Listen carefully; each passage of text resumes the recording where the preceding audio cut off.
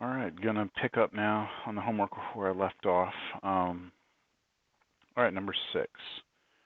So at noon, a ship is 170 kilometers west of ship A is 170 kilometers west of ship B. So I'm going to start here. New page. Okay, so here is ship B. Ship A is 170 kilometers west of ship B. Okay, drawing a picture here.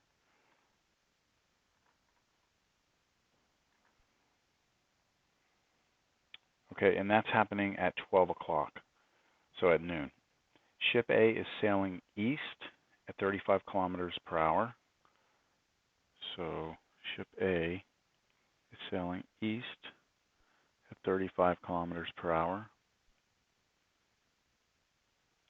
And ship B is sailing north at 30 kilometers per hour. So this one is sailing north at 30 kilometers per hour. Yes. Oops. 30 kilometers per hour. So this one's going to start moving this direction. This one's going to start moving this direction. And remember, everything started at noon, 12 p.m. So let's read through the rest of this question. How fast is the distance between the ships changing at 4 p.m.? So question here, 4 p.m. I'm just writing all this information down. So imagine, if you would, that these ships start to move. As they start to move, this ship at some point in time will be here, this ship will be here, and the distance between them will be this right here, which we will call D. I want to know, okay, so I'm going to start writing some things I'm given, some things I want. I want to know, well, you know, I don't like using D when we're using differentials. I'll use capital D instead. So I want to know the rate at which D is changing with respect to time, and I want to know that at exactly 4 p.m. Now, let's think about this picture at the instant in time. Okay, so at the instant in time,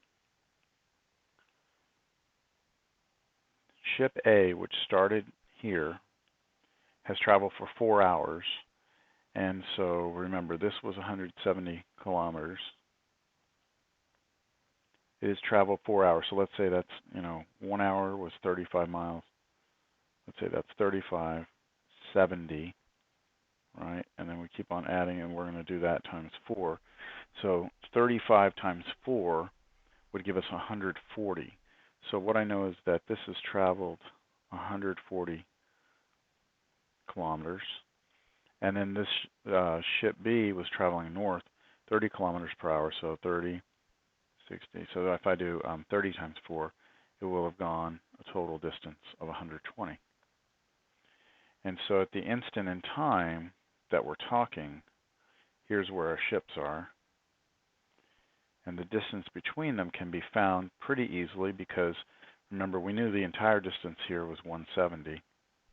My picture's not very good. That means that this is 30, so it's not really drawn to scale. But nevertheless, I do have a right triangle, and I know 2 of the sides, which means I should be able to get the hypotenuse. So at the instant in time, I'll grab my calculator.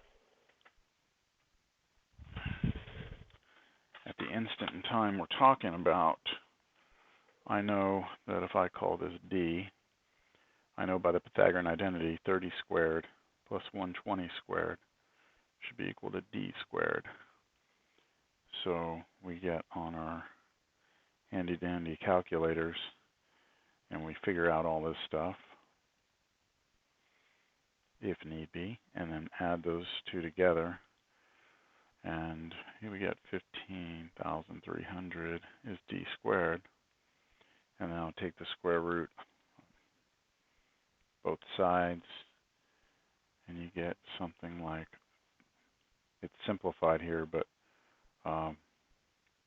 30 root 17, which we'll probably wind up getting as a decimal. All I'm doing is saying, hey, look, I would like to know dt up here at 4 p.m., but at 4 p.m. is the same as saying when the distance between them is 30 root 17. Okay, so that's the instant time. Now the general picture, I'm going to kind of throw down here. My general picture looks like this. I basically have two ships moving. And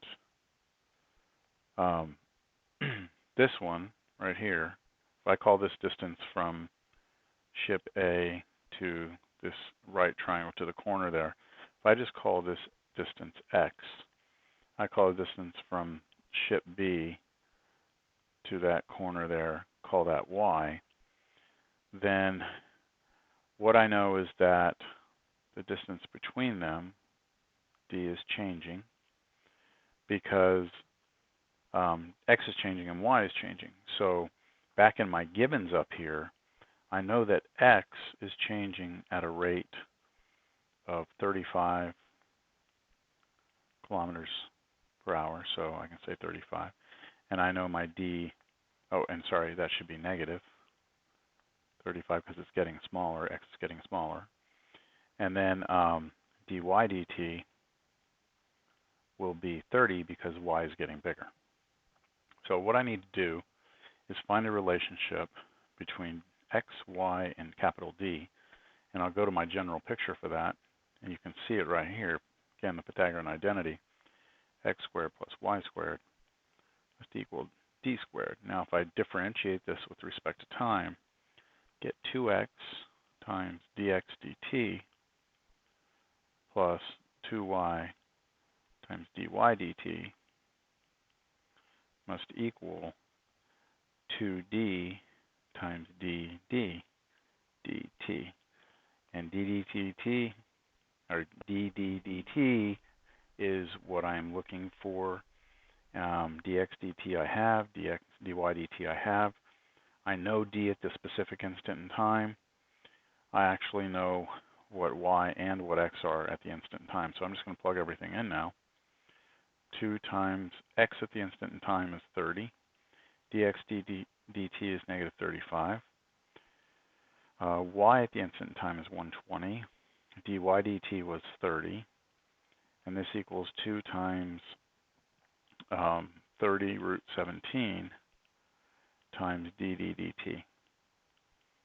So I can multiply everything out on the left-hand side, and then I will come through and divide through by this, and that should give me my answer. So let me do it all on my calculator here.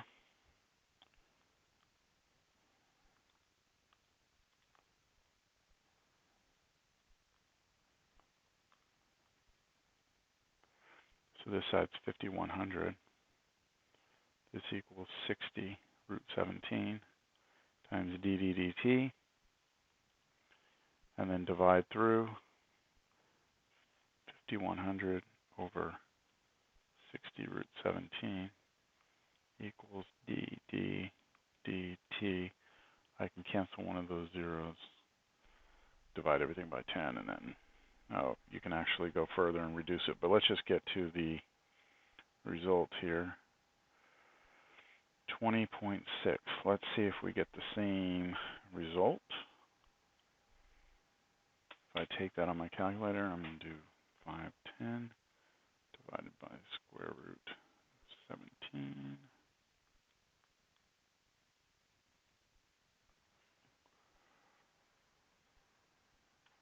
$123. Let's see here.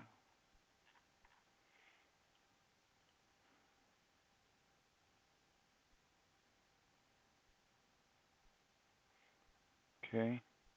I'm double checking everything here. 30 root 17. 30.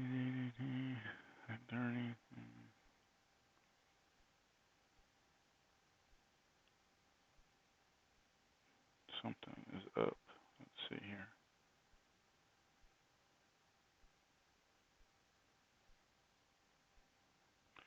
See, make sure I type that in right. 2 times 120 times 30.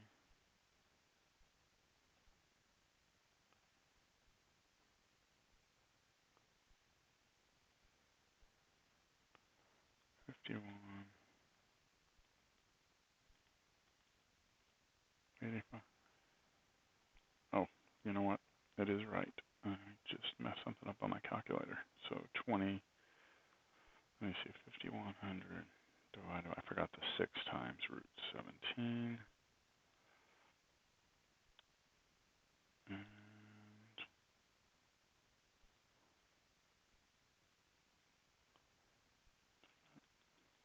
I'm just verifying on my calculator. I'm getting the same result. 20.62 basically is dd dt. All right, what did they have here? Yeah, 20.6. So our measurement here is in kilometers per hour. All right, let's move on.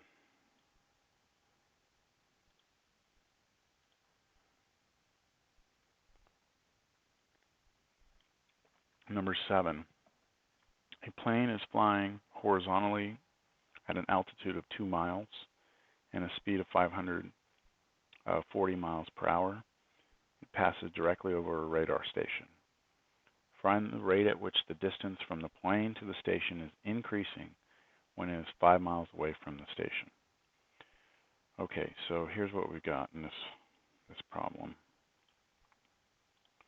We have the ground. We have a radar station, which I will call R. We have a plane flying overhead. I'll call it P. And that plane is always 2 miles off the ground. So the distance from here to here is 2 miles. Now, we're also told that the plane is traveling at a speed of 540 miles per hour, and it's flying horizontally. So I'm just going to put a little note here that it's going this way, 540 miles per hour. And it could be going the other way also, it doesn't matter.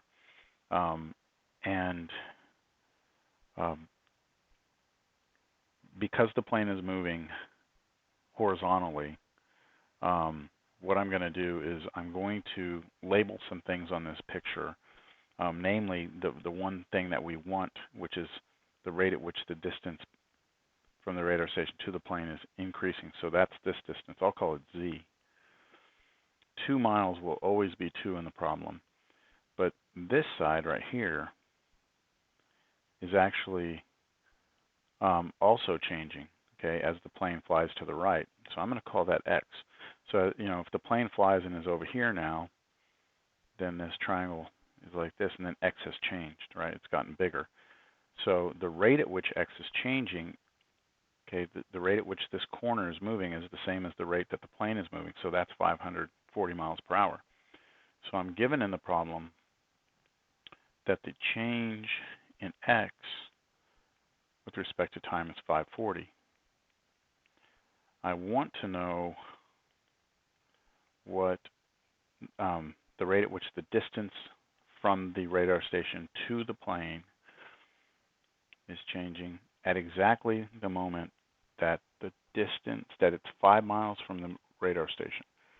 Let me see, that's 5 miles away from the radar station. So I want to know that at exactly the moment Z is equal to 5 miles.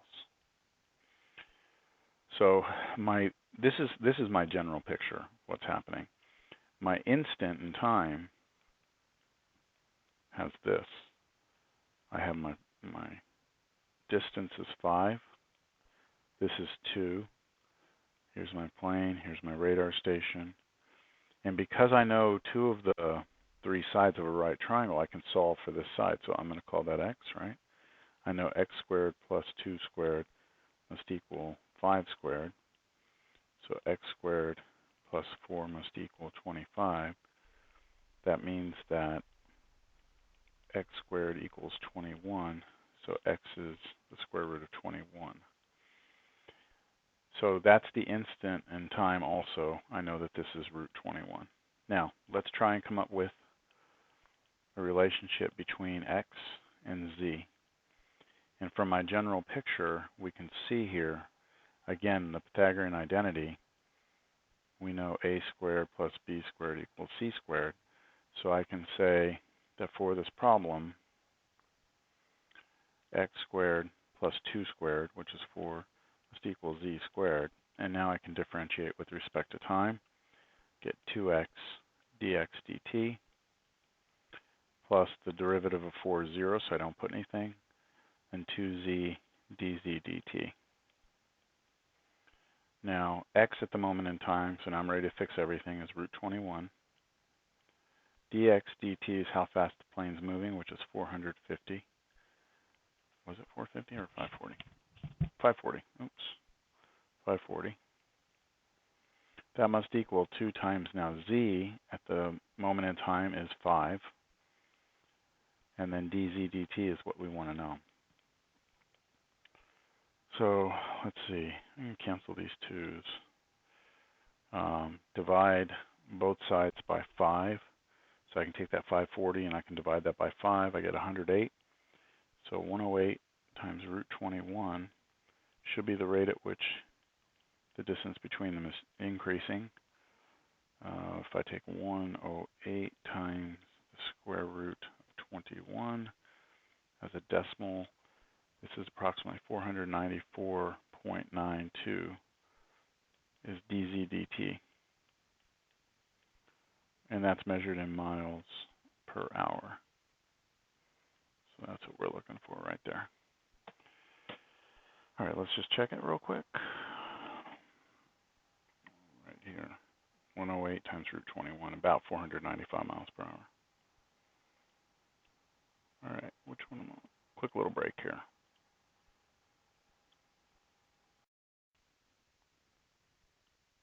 All right.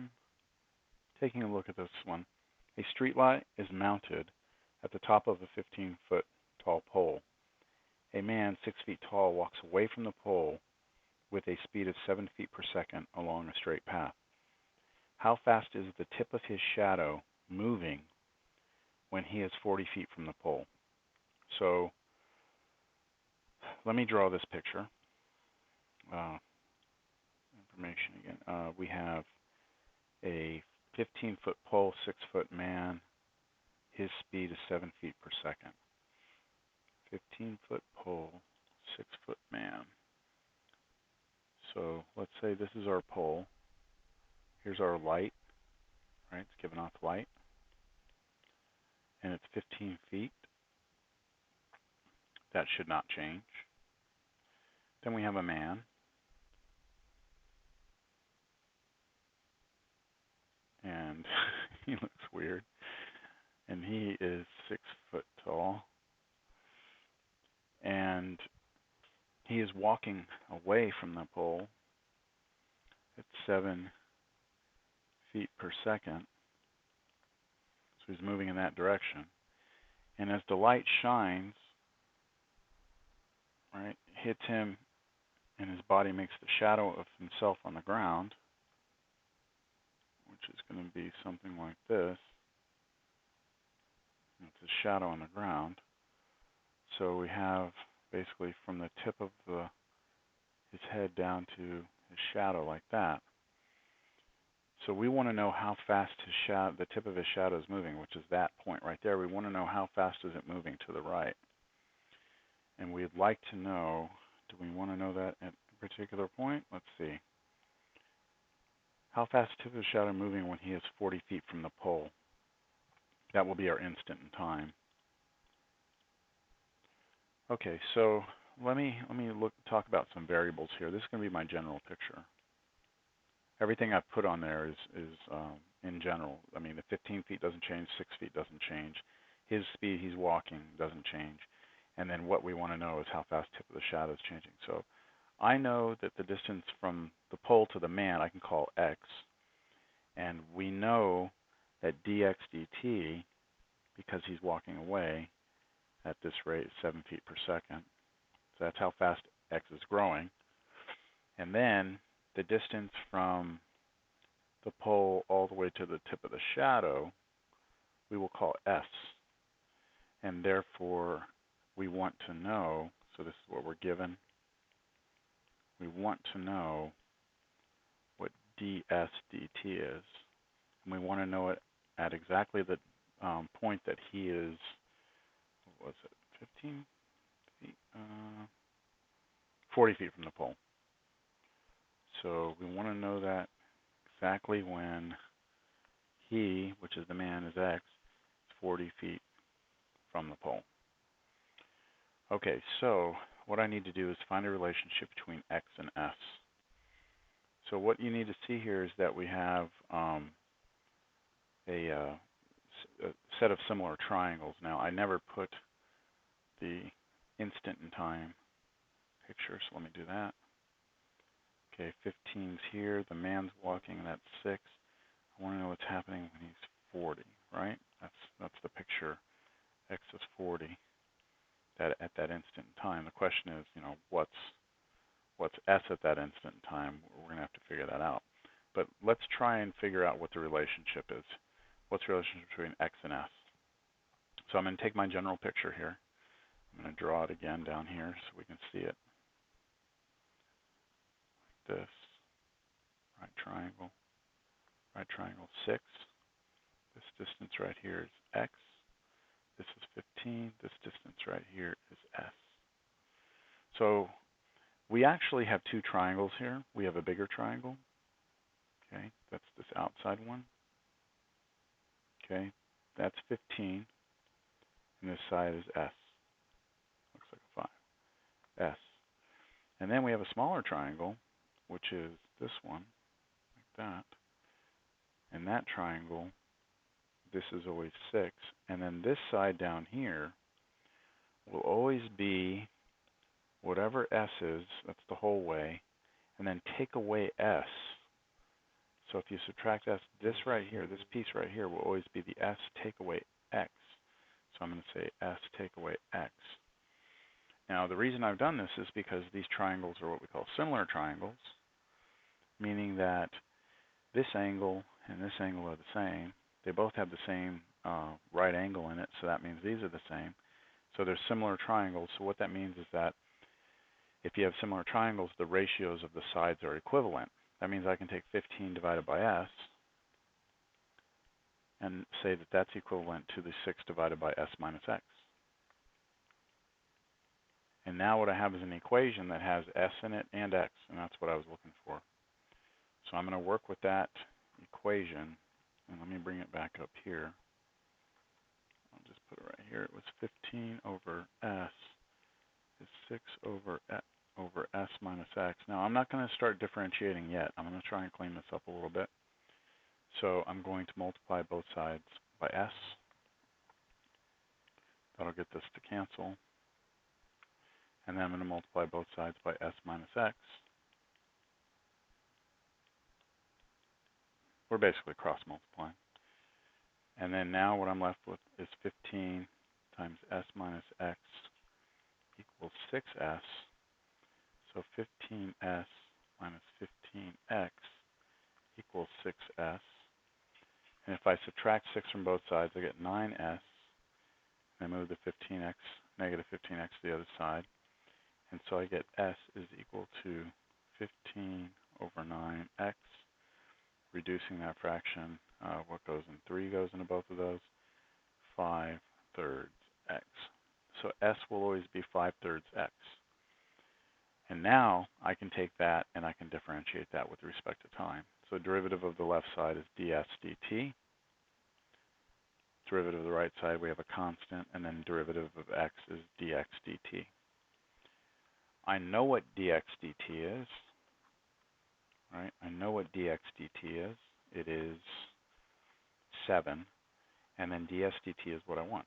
So if I just plug a 7 in here, right there, then I'll get that ds dt is equal to 7 times 5, which is going to be 35 over 3. And now S is actually a distance from the pole to the tip of the shadow, so it's measured in feet. And then time here is time. Oh, whoa, sorry. What is going on? And then time here is measured in seconds, so feet per second. So that is how fast the tip of his shadow is moving. 35 thirds. So 35 divided by 3, 11.6666. So 11.7 feet per second, approximately.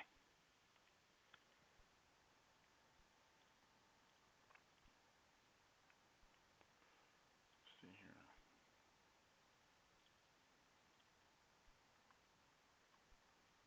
35 thirds. There you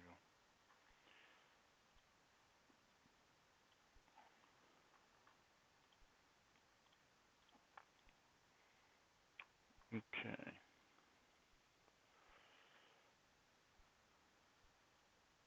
I think 9 is very similar to the one I just did, and 10 is similar to the one I did a little while ago. So let me just show you the solutions to those. So 9, bring this up, and give you a second there to pause the video and take a look at that solution if you need to. Again, that's a similar triangle problem. All right, and the problem there for that one was this.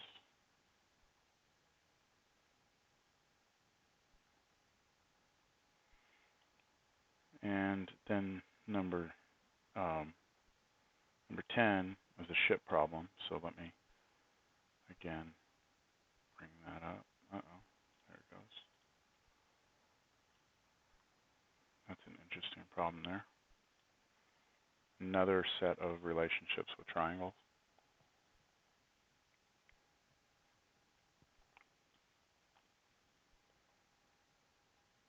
Okay.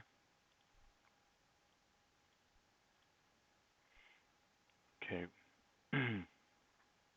Last one here. Water is leaking out of an inverted conical tank at a rate of 11,000 cubic centimeters per minute. At the same time, water is being pumped into the tank at a constant rate. The tank has a height of 6 meters, diameter of top is 4. If the water level is rising at a rate of 20 centimeters per minute, when the height of the water is 2 meters, then find the rate at which water is being pumped into the tank. All right, there's a lot going on in this problem. So let me start with a picture of a tank. It's a conical inverted cone.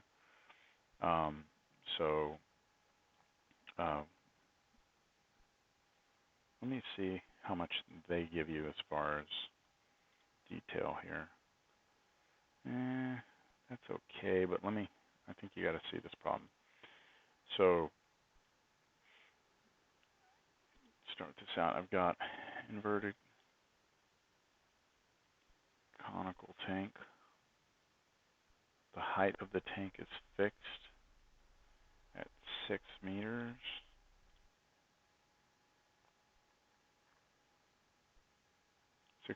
And diameter of top is 4. So 6 meters. The diameter all the way across is 4 meters. What's happening is I've got water leaking out at a rate of 11,000 cubic centimeters per minute. Now notice, centimeters, meters, centimeters, meters. So, and then meters here. So we have to be really careful right now to convert properly. So because I want to somewhat follow what they have, I want to see if they took everything to centimeters or meters. Let's see what they did. Looks like they're going to do everything in centimeters. So we'll convert all our meters to centimeters. And that way it's somewhat consistent with what they did. You could go either way, it doesn't matter. You can go, you could take everything to, oh, right here it's centimeters. So we just need to make sure that we take all of our meters and convert to centimeters. But what I was saying is you could go the other way. You could take all centimeters to meters, but then your answer would be in meters cubed per minute. So converting, let's see here.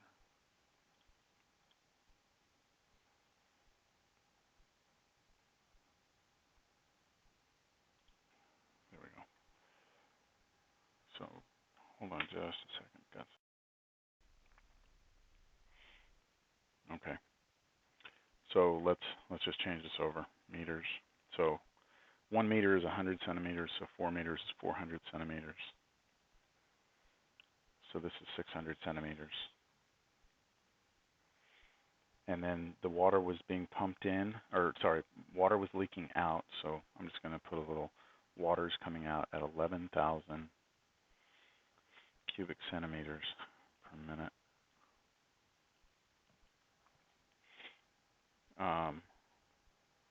Water is also going in to this tank, but I'm not told. Okay, I don't know how fast it's going in. And then I'm told that if water is rising, if the water level is rising at a rate of 20 centimeters per minute when the height of the water is 2 meters, so I have water in here, and what I'm being told is that when it's 2 meters high, that means when it's 200 centimeters high, it's actually water levels going up. Okay, it's rising at a rate of 20 centimeters per minute. At 20 centimeters per minute. Okay, so let's try and put a bunch of stuff together here. I'm given what I want. Okay, so I know that water is going out. Okay, I know that water is going out of this thing. That's a rate at which it's going out. And then I have water coming in. Okay, so the volume, the change in volume with respect to time is right now it's at negative 11. Sorry, negative 11,000 cubic centimeters per minute. That's what's going out, dV, dV dt. Okay, now what I want, and I should say out, the volume going out, and this one's the volume going in. I want to know the volume going in. I want to know it at exactly the moment where the water level is 200 centimeters high. So why don't I call that H for height? I want to know that when H is 200. And what else do I know? Also at that instant in time, dH dt, the height is going up at 20 centimeters per minute. Okay, but this is all stuff that I'm given when I want it. So let's try and talk about the total, the volume, what's happening with the volume of this thing. The volume is the volume in plus the volume out. All right. So let's try and come up with an equation for the volume of this water. The volume of the water, right? Since this is, we're talking about this piece in here. The volume of the water, since the cone by formula is 1/3 pi r squared h, where h is the height of the cone and then r is the radius here. Now, we know h in the problem, okay? We're comfortable with that, but we don't have an r. Now, we know the radius of the entire tank is half of this diameter, so we know that this is 200, but we don't have the radius of the water when it's down here. So what I need to do is come up with like a little general picture of what's happening there. So imagine taking this whole picture, okay, and cutting that cone in half and looking at it like a cross section. Like this. You have your water level right here, and then if I draw a line right down the middle, I create basically two right triangles there. this top piece right here is 200. I know that the distance, and I think what I'll do, let me get rid of this. Okay, that's just 1/2 of my picture. The distance here to here is 600. This right here is my radius, and then this right here is my height. And what I have again is a similar triangle. Now what I'm going to do is I'm going to say this long side divided by this side, 600 divided by 200 is 3, must be equal to this long side divided by this side, which is h over r, which means that 3r equals h. So what I'm going to be able to do is actually, I'll go the other way, r is 1/3 h. What I'm going to be able to do is go to my volume formula here. Go volume is 1/3 pi, but r here we just said was 1/3 h squared times h. When I square 1/3, I get 1/9. I multiply times the 1/3 out here, I get 1/27. I square the h, I get h squared, and then I multiply by h again, I get h cubed. This is my volume. So now what I'd like to do is take derivative with respect to time. dv dt will be equal to constant 127 pi times derivative of h cubed, which is 3h squared times dh dt. Now, I actually know that dh dt at the moment in time that we're talking about was given at 20. I know h at the moment in time was 200. And the thing I need to figure out here is how to deal with this. Now, remember, we already had water leaking out of this thing. So coming back up to this formula, if I were to take the derivative there, I would have dv dt on the left side equals, now this is just two terms, you just differentiate each one term by term, so dv in dt plus dv out dt. So this basically what I'm saying is that this is really just these two. So I'm going to plug that in here. This is dv in dt plus dv out dt must equal whatever all this is on this side. So we have 127 pi times 3 times h was 200 squared times dh dt was 20. Let me break out the calculator and do that real quick. I get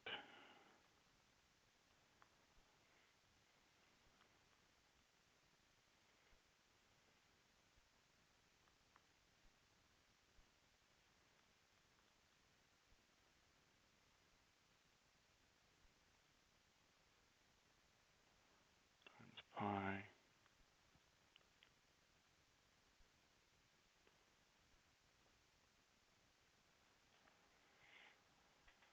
okay, times 20 times 200 squared times. All right. So remember dv in, dv out. dv out. So this was dv in dt should equal plus. Now remember dv out was negative 11,000 equals this side, which is a really big number, 2,400,000, 2,400,000 pi, and then minus 11,000, or no, add 11,000 to both sides. So 2,400,000 pi plus 11,000 is the rate at which volume is going in. Okay, so let's see what they come up with here. I already did this.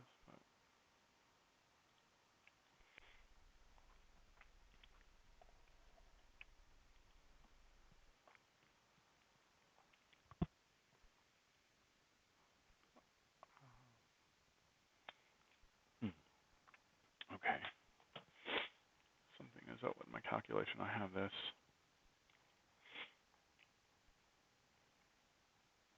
See, they're calling it C, but this is my V in, V out, and then pi over 9. Let me see. This is pi over 9, 200 squared times 20.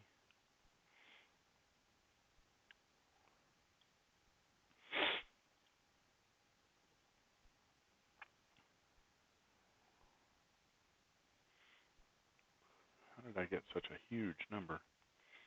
And go back and look at that.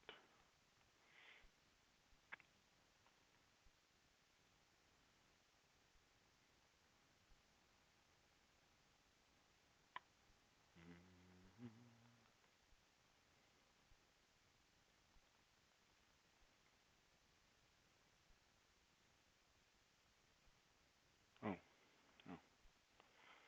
I just wrote it down wrong. It's right there in my calculator. I don't know what's going on with me tonight. I just wrote it down. It's sitting right here in my calculator. When you do all that, you get 279,253. And then you add your 11,290,253.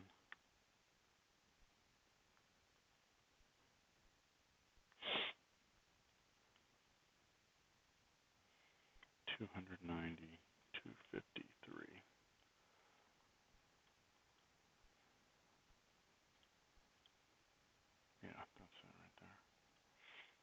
Okay, so everything is correct here. I typed that in my calculator, got the right answer, and wrote down the wrong damn thing. I don't know why I did that, but this is it. Now it's also in cubic centimeters per minute because volume is measured in cubic units. Our units were centimeters, and our time is measured in minutes.